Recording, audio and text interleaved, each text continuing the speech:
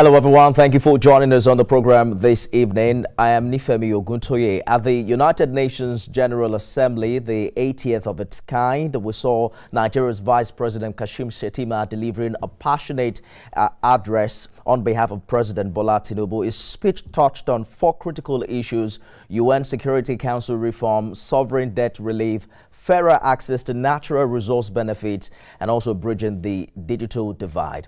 But beyond the fine words, what do these demands mean for Nigeria, for Africa, and indeed for the future of multilateralism itself? We're joined by an international business and policy analyst to help us understand precisely what these positions mean to Nigeria, the continent, and indeed multilateralism in the 21st century. But while leaders in New York continue with that debate, back home, a more urgent question is being asked: how do we feed a fast-growing population under the pressures of climate change, shrinking farmland, and rising food prices?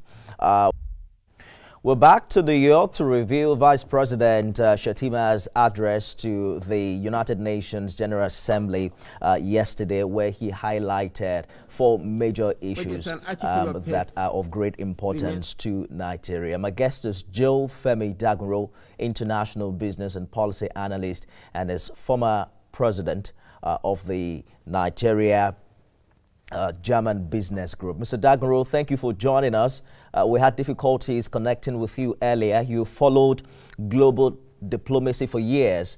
Listening to Vice President Shettima's speech yesterday, what struck you the most about Nigeria's message to the world at this time?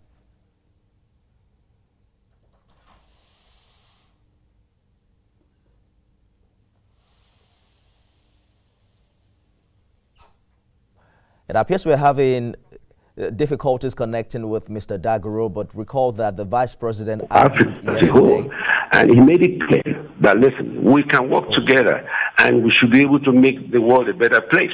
You know, it's a sign of bold and courage to say, listen, Nigeria has to be, given the right place. When he spoke about having a seat at the Security Council, it's not just about Africa must have a seat, it's about Nigeria has to be there.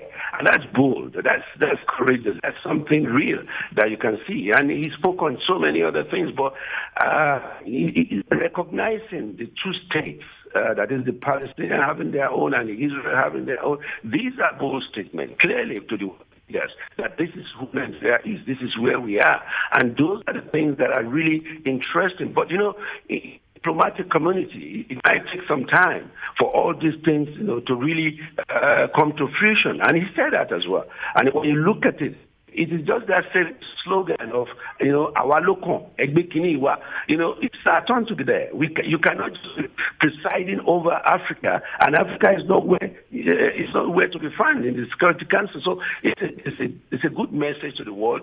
I believe that in terms of security, he said a lot that the world should sit back and think of us. So we're not going to just go down just like the other ones. I think he has delivered a speech that most leaders, especially African leaders and the global leaders, will be interested, and they will review and see that, yes, we are now back in the global stage.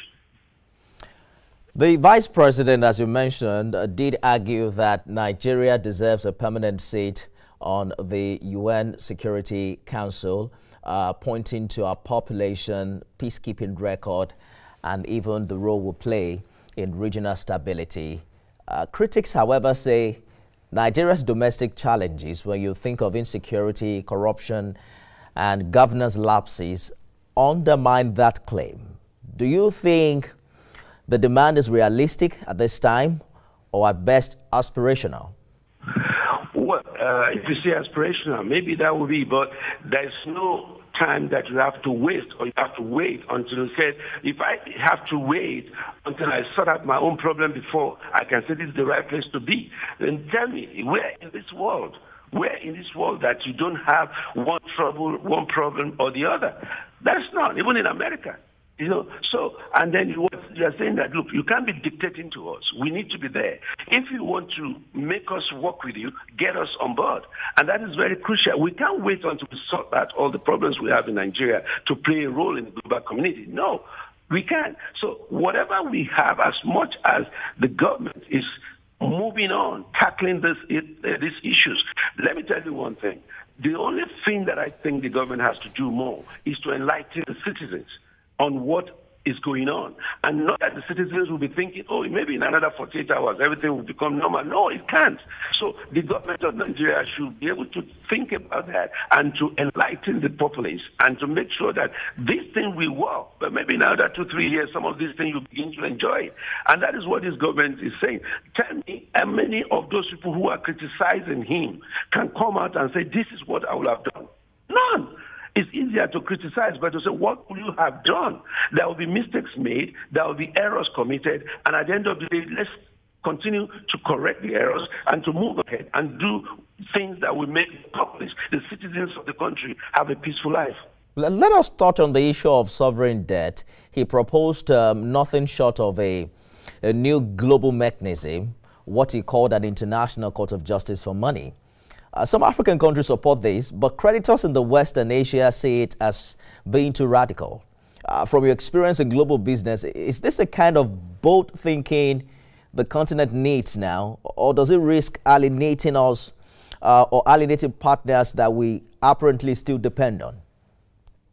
I think the first thing is this. We shouldn't be relying on taking loans from them, from the Western countries. We shouldn't even be going there because we have the resources that can produce and that can make us the wealthy. So why should we be going to beg? All we need to do is to get our acts together and make sure that we make more money for the people. Look at the mineral resources we have in Nigeria. Look at the other places in the world, and look at other places in Africa as well. Now we are stepping into the right direction, and there will be stumbling blocks, no doubt. There will be forces that wouldn't want us to even be there. Yes, but look, if you give us some loans and you are giving us a good credit facility to make these things work, and at some point we wouldn't be coming to take loans from you. So this is what I said. This statement is a bold statement and very courageous of the president and some other presidents in Africa saying, look, it's our turn to be part of these things. You cannot continue to give us loan. I don't support this loan thing. But yes, you need it in order to build the systems that you want, in order to build the democracy that you want. It's an ongoing thing. What Bola Ahmed Tinubu, the president, has started, if given the fact that other regimes or other administration, they've done about 5 or 10%. It won't be like this. So this man is starting from the scratch to lay a good foundation. And I tell you what, in another 5 to 10 years or 20 years, we'll begin to see how this thing, we are feeling the pain. I'm feeling the pain as well. But in another 10 to 20 years or more, you begin to see the reality of the suffering that will bring joy into the hearts of all the people. 10 to 20 years appears sounds like a long time, though, because the president has an election in 2027. And, it will be a referendum on the welfare of many Nigerians or so. Critics like to think. But we have to go now. We have just about 30 seconds. I was hoping I could get your thought on what perhaps... Not all these plans can manifest within the next few years. Some will take more than 5 years. Some will be immediate. And there will be short-term, long-term, and mid-term. So I'm not saying some of these programs we're already feeling it. Some of these programs you will feel it next year, and some you will take a longer time. So it is on how accurate we plan and we execute. The problem is not lack of idea. The problem is the ideas are there, the opportunities are there. It's the execution, and then we have to begin to fight this corruption in the real sense of it. And it's very interesting, and it's very good for our people as well.